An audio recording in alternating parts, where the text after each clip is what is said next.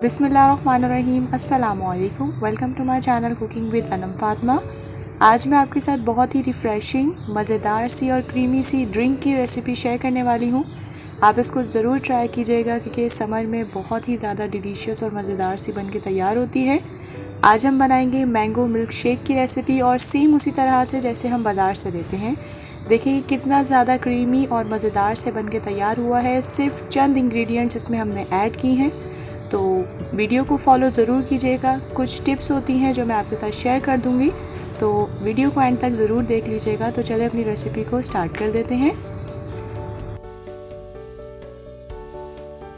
यहाँ पर देखिए मैंने 2 लार्ज साइज़ के जो है वो मैंगोज़ ले लिए हैं और इससे मैं तकरीबन 3 जो है गिलास मिल्क शेक बनाऊँगी।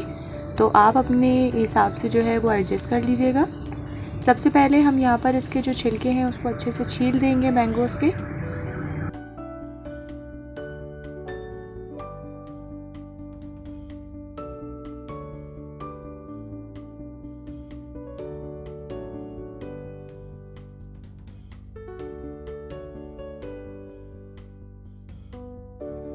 छिलके हमने अच्छे से उतार लिए हैं। अब मैं इसको कट कर लूँगी और जो देखिए इसका जो गूदा है ना, अब हम उसको निकालेंगे और उसको कोशिश करें कि अच्छे तरीके से हमने इसकी गिटली से जो है ना गूदे को अलग कर देना है। आप इस तरह से, जैसे मैं कट कर रही हूँ, आप इस तरह से आसानी से कट कर सकते हैं।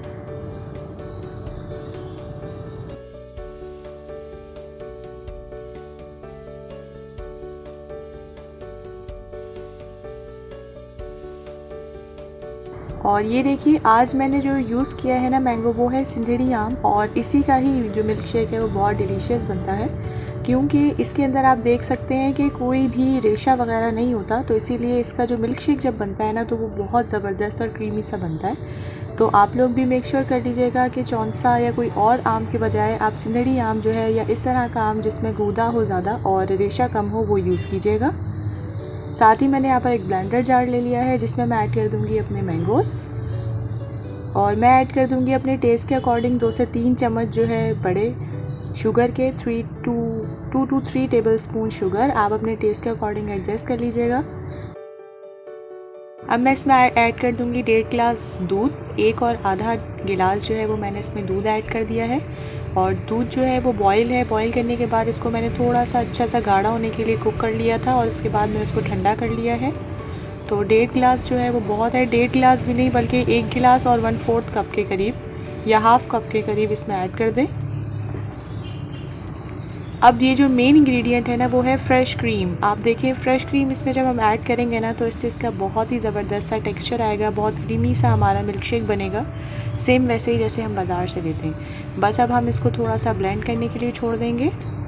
1 से 2 मिनट तक हम इसको ब्लेंड कर लेंगे। ये देखिए कितना ज़बरदस्त लुक इसका आया है और आप इसकी कंसिस्टेंसी चेक करें कितनी ज़बरदस्त सी आई है। बहुत ही क्रीमी और मज़ेदार सा ये लग रहा है।